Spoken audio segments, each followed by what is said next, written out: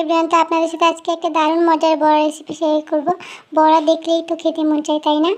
তো এই তো আমি নিয়ে নিলাম মসুর ডাল পেস্ট করা, এটা বেটে বা ব্লেন্ডার করে নেবেন।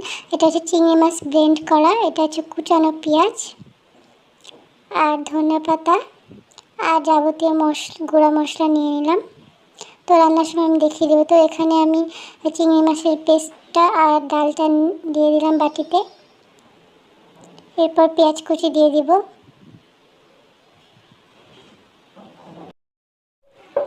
তো এরপর আমি ধনেপাতা কুচিটাও দিয়ে দিলাম।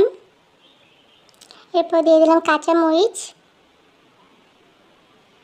লবণ 1 চা চামচ, হলুদ গুঁড়ো 1 চা চামচ, আর জিরা গুঁড়ো 1 চা চামচ, আর মরিচ গুঁড়ো 1 চা চামচ।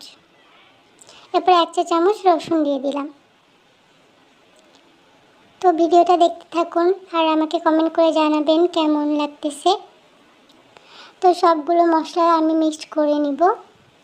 এরপর হাফ কাপ পরিমাণ আটা দিয়ে দিব। আপনারা ময়দা বা বেসনও দিতে পারেন, কিন্তু তিন মধ্যে একটা অবশ্যই দেবেন, নাহলে কিন্তু বড়াটা ভালো হবে না। তো এরপর আমি সুন্দর করে তেলটা গরম করতে দিয়ে দিলাম। তেলটা গরম করতে দিয়ে আমি এক পাশে বড়াগুলো সুন্দরভাবে আকার করে নিব,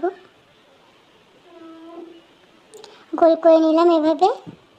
তো এরপর তেলটা গরম হয়ে যাওয়ার পর আমি বড়াগুলো ছেড়ে দিলাম।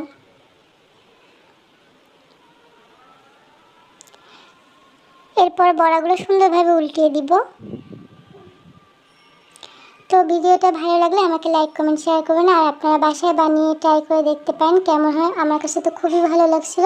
তো আসসালামু আলাইকুম, আল্লাহ হাফিজ।